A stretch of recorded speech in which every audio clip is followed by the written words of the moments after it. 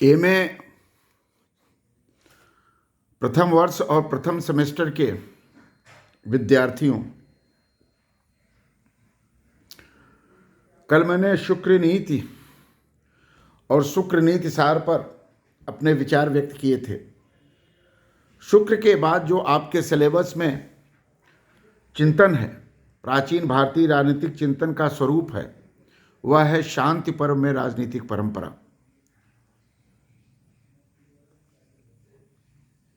शांति पर्व की राजनीतिक परंपरा व्यापक है।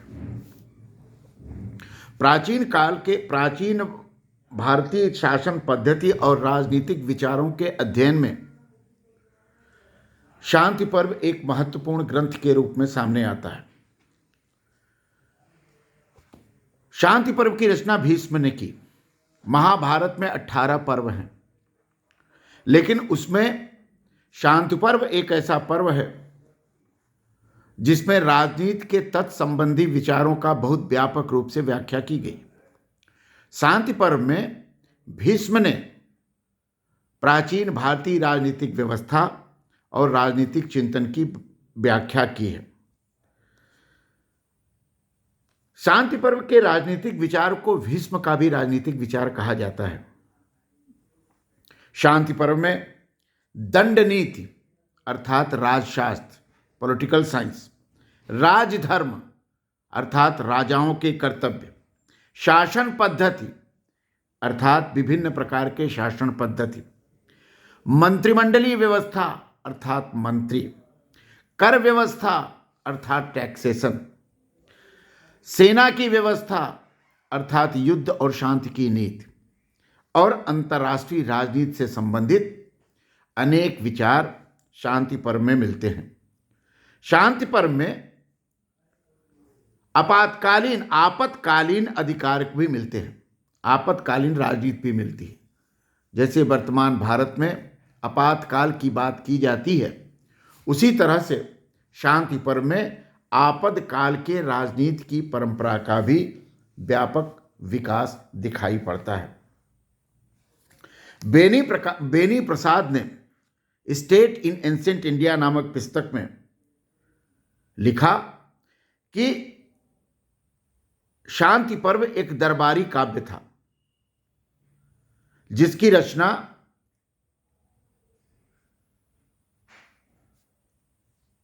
रचना कुलीनों और राजाओं के कर्तव्य के रूप में की गई।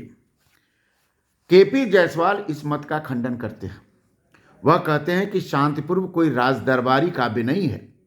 शांति पर्व कौटिल्य अर्थशास्त्र, शुक्र नीतिसार, कामंदक नीतिसार, मनुस्मृति और नीति वाक्यामृतम जैसे ग्रंथों के समान ही शांति पर्व भी राजनीतिक परंपरा का विकास करता है।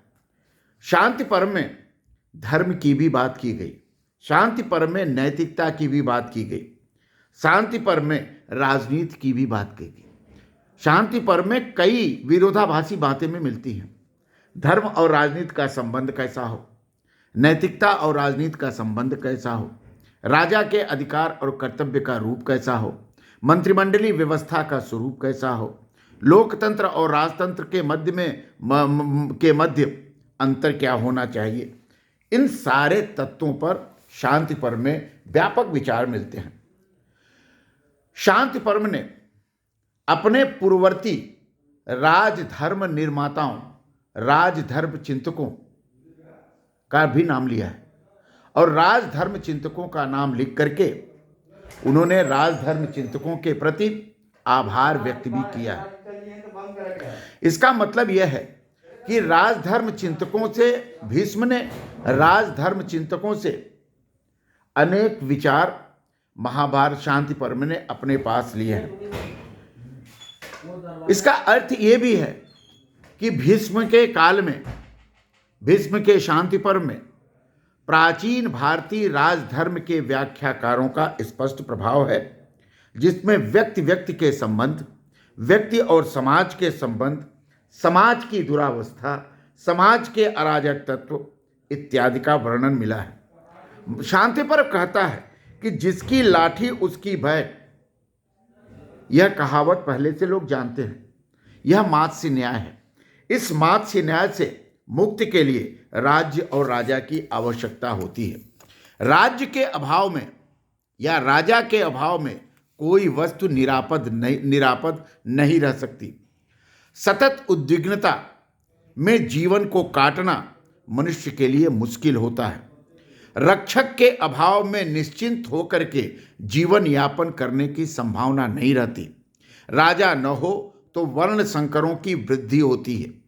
दुर्भिक्षों का, महामारियों का, गरीबी का, अभाव का, कुशिक्षा का अंत नहीं होता। राजा अगर सुव्यवस्था, सुशासन, गवर्नेंस स्थापित करता है तो देश और राष्ट्र की जनता राजमार्गों पर, हाईवेज पर खुशी से, प्रसन्नता से चल फिर सकती है। अराजकता में सदैव डर रहता है। उच्छृंखल व्यक्तियों को राजा दंड द्वारा शांत करता है। दंड के भय से प्रत्येक व्यक्ति अपने अपने कर्तव्य का पालन करता है। तभी समाज में और व्यवस्था में क्रमबद्धता आती है। राजा ही राज्य और सुशासन का प्रवर्तक है। राजा ही लोक की स्थिति का मूल है। राजा ही क्या है? समाज की स्थिति का मूल है। जैसा राजा होता है वैसा ही समाज होता है। राजा समाज का धाता होता है। राजा समाज का नेतृत्व करता है। राजा समाज का प्रोफेसर होता है। समाज एक स्कूल है, समाज एक विश्वविद्यालय है और उसके नागरिक उसके छात्र हैं। राजा समाज में रहने वाले नागरिकों को, समाज में रहने वाले छात्रों को शिक्षा भी प्रदान करता है, शिक्षित भी करने का काम करता है। शांति पर्व कहता है कि आधुनिक भाषा शांति पर्व कहता है कि राष्ट्र का राष्ट्राध्यक्ष ही सबसे बड़ा प्रोफेसर होता है, क्योंकि वह व्यवहारिक भी होता है, वह सैद्धांतिक भी होता है। समाज के प्रयोगशाला में अपने नीतियों का प्रयोग करता है और उस प्रयोग के आधार पर समाज को आगे बढ़ाने का काम करता है, उसमें विकास का निर्णय करता है। शांति पर्व कहता है सतयुग में शासन प्रणाली नहीं थी। सतयुग में क्या था? शासन प्रणाली नहीं थी। धर्म के भय से ही सब अपना कर्तव्य करते थे। अचानक वे लोग मोहग्रस्त हो गए, लोभ के वशीभूत हो गए। समाज में विशृंखलता देखकर देवताओं ने ब्रह्मा के पास जाकर के सब कुछ बताया।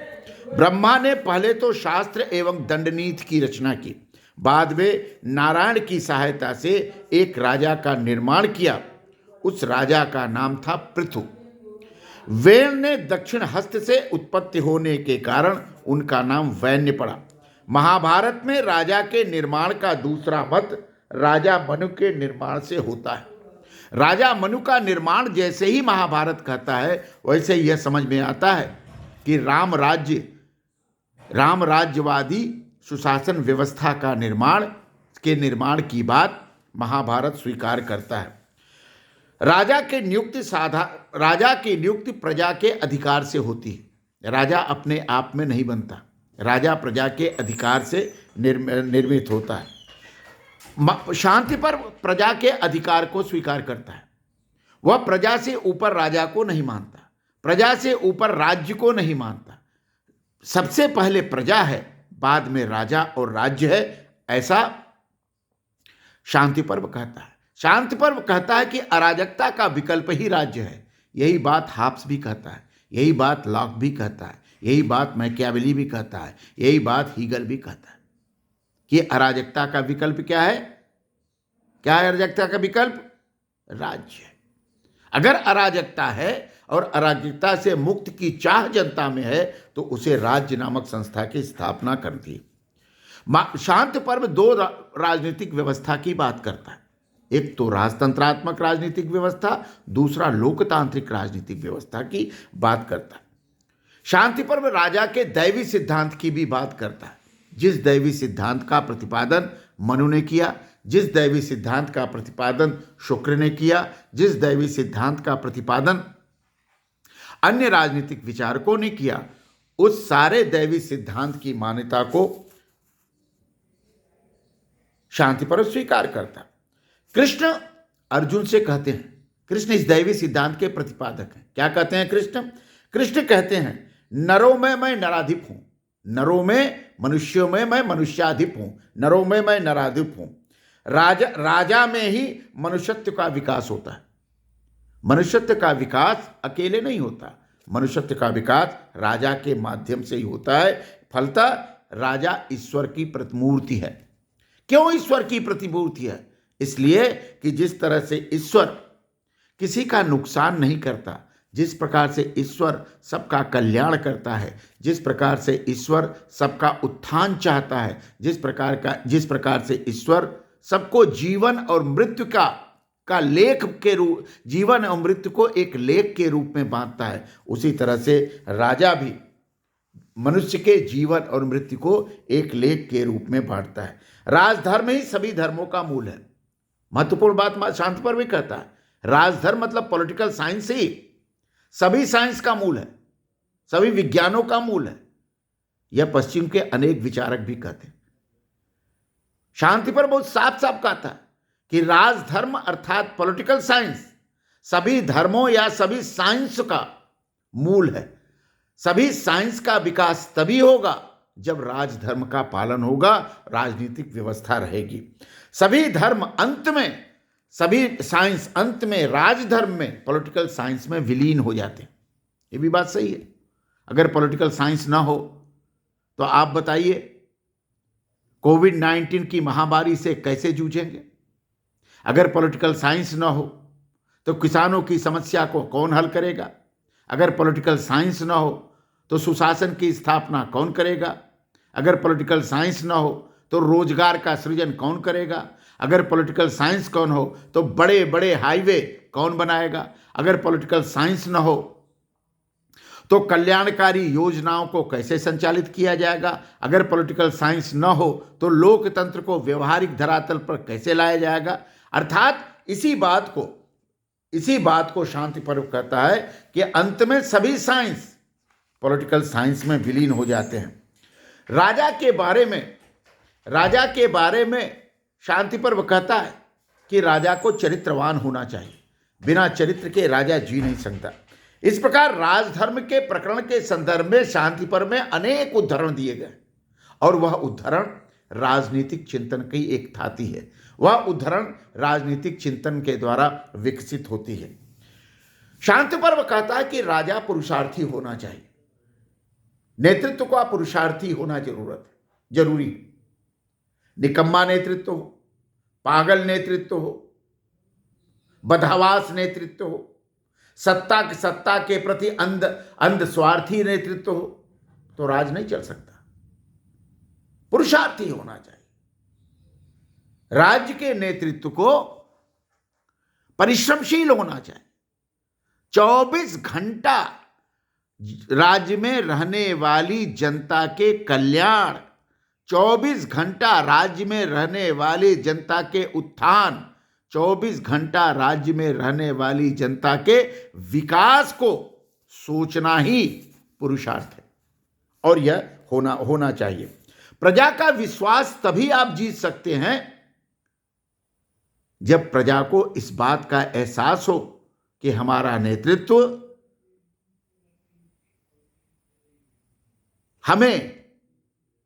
हमारा कल्याण करेगा, हमारा नेतृत्व हमको अभाव से मुक्त करेगा, हमारा नेतृत्व हमको अशिक्षा से मुक्त करेगा, हमारा नेतृत्व हमको रोग व्याधि से मुक्त करेगा।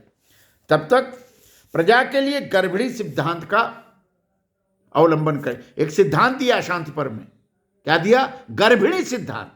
इसका मतलब क्या हुआ? गर्भिणी सिद्धांत का मतलब जिस तरह से एक मां अपने बच्चे को 9 महीने अपने गर्भ में बिना किसी भेदभाव, बिना किसी चिंतन, बिना किसी संकीर्णता के एक मां अपने बच्चों को 9 महीना अपने गर्भ में पालन करती है।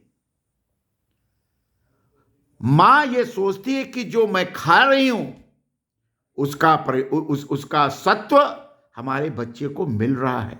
मैं जो सांस ले रही हूं वो सांस हमारे बच्चे को मिल रहा है। हम जो पी रहे हैं, पानी पी रहे हैं, उसकी प्यास हमारे बच्चे को गर्भ में मिल रहा है। तो गर्भ में बच्चे को मां कितनी संजीदगी से, कितनी संवेदनशीलता से, कितने प्यार से, स्नेह से 9 महीने पालती है। इसलिए मां होती है। और इस तरह का दृष्टांत शांति पर्व देता है। शांति पर्व देता है कि मां की तरह, गर्भिणी मां की तरह राजा को अपनी जनता का पालन करना चाहिए और तभी शासन व्यवस्था की स्थापना करती। शांति पर्व कहता है कि राजनीति सुख का साधन नहीं है। राजनीति से सुख प्राप्त की आकांक्षा करने वाले राजा नष्ट हो जाते हैं। राजनीति तो त्याग, तपस्या, साधना, कठोर त्याग, कठोरता, अपने ऊपर कठोरता लाने का प्रयास राज्य के नेतृत्व को करना चाहिए। राजा ही धर्म संकट, संकर संस्कृति, वर्ण संकट, राष्ट्र संकट को दूर करने वाला नेता होता है, अभिनेता होता है। राजा में विचार बुद्धि का होना आवश्यक है, ज्ञान का होना आवश्यक है, प्रशिक्षण का होना आवश्यक है। कभी किसी पर पूरा विश्वास राजा नहीं करता, जिससे शासन में प्रजा निरुद्वेग या कालयापन कर सके। राजा अपने कर्ण से अपने आंख को खुला रखता है, अपने कान खोले रहता है और उससे जो सूचनाएं मिलती हैं उसी आधार पर राजा जनता का कल्याण करता है। जो राजा पुरुषार्थी नहीं होता, जो राजा प्रमादी होता है, अति मृदुल स्वभावी होता है, कठोर नहीं होता, वह निष्कलंक राज्य नहीं कर सकता। राजा को कभी कभी कठोर भी होना चाहिए, राजा को कभी मृदु भी होना चाहिए, राजा को कभी कभी तीक्ष्ण भी होना चाहिए, तभी समाज चलता है। अपकारी का विश्वास, जो उपकारी है उसका तो विश्वास राजा करे, जो अपकारी है उसका विश्वास राजा को नहीं करना चाहिए। आहार विहार, रहन सहन, खान पान, वस्त्रादि इत्यादि में राजा को सदैव सतर्क रहना चाहिए। शांति पर्व कहता है कि काम क्रोध को जीतना राजा के लिए अत्यंत आवश्यक है। पूज्य की ही पूजा हो। यदि राजा पूज्य है तभी उसकी पूजा होनी चाहिए। दुष्ट का दमन और शिष्ट का पालन करना राजा का प्रथम कर्तव्य है। दुष्टों के दमन में राजा को किसी प्रकार से परहेज नहीं करना चाहिए। अति धार्मिक, अति निरीह राजा आदर्श नहीं हो सकता। रक्षक राजा प्रजा का प्रार्थनीय है।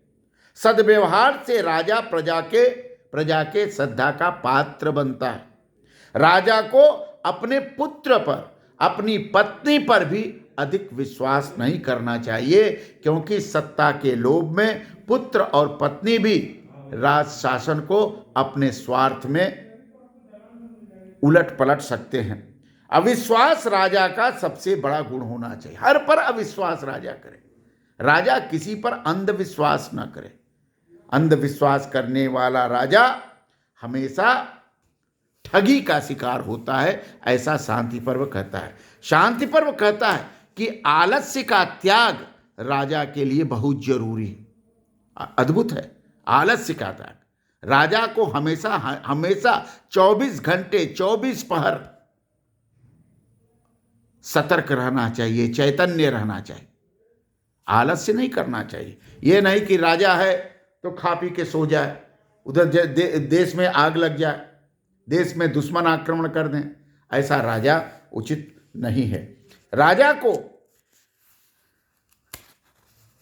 जिस प्रकार से गृहस्थ को घर चलाने के सभी गुण मिलते हैं, उसी तरह से राजा के लिए पूरा राष्ट्र एक परिवार है, पूरा राष्ट्र एक समवाय रूप से परिवार के सदस्य हैं, और राजा उस राष्ट्र रूपी गृहस्थ का मुखिया है। तो जिस तरह से परिवार का पालन मुखिया करता है, उसी तरह से राजा को भी अपने परिवार की तरह जनता को रखना चाहिए। प्रजा को सदा अभय देना चाहिए, निर्भय प्रजा होनी चाहिए, भय रहित प्रजा होनी चाहिए, किसी प्रकार का भय प्रजा में नहीं होना चाहिए। जो जिस राज्य में जनता भय में जीती है, वह राजा ठीक नहीं होता। इस तरह राजा का व्यवहार की व्याख्या की, शांति पर्व ने राजा के कर्तव्य की व्याख्या की, राजा के व्यवहार की व्याख्या की, और यह भी कहा कि राजा का अधिकार उसके कर्तव्य पर आश्रित है। यदि राजा अपने कर्तव्य का पालन करता है तो वह अधिकार का आकांक्षी हो सकता है। यदि वह अपने कर्तव्य का पालन नहीं करता तो राजा को अधिकार नहीं दिए जाने चाहिए। शांति पर्व एक महत्वपूर्ण बात कहता है कि राजा कालस्य कारणम, राजा ही युग का सृष्टा है, राजा ही इतिहास का निर्माता है। यदि राजा के अच्छे शासन से, सुशासन से, व्यवस्था से राज्य का कल्याण होता है, राज्य का विकास होता है, तो वह राजा इतिहास में दर्ज होता है। जो राजा आततायी होता है वह राजा इतिहास में स्थान नहीं पाता है। इसलिए राजा को ऐसा व्यवहार करना चाहिए कि वह किसी के ऊपर बोझ न बने। राजा बोझ बनने के लिए नहीं है, राजा नेतृत्व करने के लिए, राज्य का नेतृत्व करने के लिए, समाज का नेतृत्व करने के लिए, हर कार्य को दूरदृष्टिपूर्ण से राजा को देखना चाहिए। शांति पर्व में अनेक राजनीतिक सिद्धांतों की अद्भुत व्याख्या की है। शांति पर्व में प्रतिपादित राजनीतिक सिद्धांत एक मॉडल है। वह मॉडल सुशासन का मॉडल है और वह देश, काल और पात्र से ऊपर है। ऐसा नहीं कि महाभारत काल में वह सही था, आज उसकी प्रासंगिकता नहीं है। आज भी उसकी प्रासंगिकता है। जैसे यदि आज अगर राजा आतताई हो जाए, यदि राजा स्वार्थी हो जाए, यदि राजा भ्रष्टाचारी हो जाए, तो आज क्या स्थिति बनेगी? क्या देश चल पाएगा? क्या लोकतंत्र जीवित रह पाएगा? क्या सामाजिक व्यवस्था, राजनीतिक व्यवस्था संरक्षित रह पाएगी? नहीं रह पाएगी। यही बात शांति पर भी कहता है। राजा के लिए सभी समान है, राजा के लिए अपना पराया नहीं है, राजा के लिए मेरा तेरा भी नहीं है, राजा के लिए संपूर्ण राष्ट्र एक है। संपूर्ण राष्ट्र उसके लिए एकत्व भाव से प्रतिपादित है। शांति पर्व कहता है कि सत्य, दान, व्रत, तपस्या, पराक्रम एवं धर्म की व्याख्या करना या धर्म के आधार पर अपने को सुशोभित करना राजा का कर्तव्य है, और यही राजा अपने आप में आगे बढ़ता है। शांति पर्व ने राज्य के 7 अंगों की मान्यता मिली। स्वामी, अमात्य, जनपद, कोष, पूर्व, दंड, सुहृद, इन 7 अंगों की मान्यता शांति पर्व भी करता है और दैवी सिद्धांत की व्याख्या करता है। राजा को अपने राज्याधिकारियों को नियुक्त करने का अधिकार है। राजा को कर द्वारा, टैक्स का द्वारा कोष संचय का भी अधिकार है। लेकिन शांति पर्व एक महत्वपूर्ण बात करता है। वह कहता है कि सुरक्षा नहीं तो टैक्स नहीं। जनता राजा को टैक्स इसलिए देती है कि वह सुरक्षित रहे। जनता राजा को टैक्स इसलिए देती है कि उसका कल्याण हो। जो राजा सुरक्षा नहीं कर सकता, जो राजा कल्याण नहीं कर सकता, उसको, उस राजा को टैक्स लेने का अधिकार नहीं है। और जनता यह बात की मांग कर सकती है कि हमारी सुरक्षा नहीं हो रही है और हम आपको टैक्स नहीं देंगे। दूसरा महत्वपूर्ण काम करता है स्वयं स्वयंमाद कात्र। जो राजा समाज में दुर्व्यवस्था पैदा करता है, आतंकवाद पैदा करता है, परिवारवाद के रूप में राज्य का संचालन करता है, ऐसे राजा को कुत्ते की भांति हत्या करने का अधिकार उस राज्य की जनता को है। जो आज राइट टू रिकॉल की बात की जाती है, जो आज राइट टू रिकॉल इत्यादि की वार्ता की जाती है, उस राइट टू रिकॉल की व्याख्या में के आधार पर शांति पर्व इस बात को आगे बढ़ाता है। तो शांति पर्व में आज इतना ही। दूसरे लेक्चर में मैं इसको और आगे बढ़ाऊंगा और शांति पर्व को दूसरे लेक्चर में समाप्त कर दूंगा और जल्दी ही शांति पर्व को खत्म करूंगा।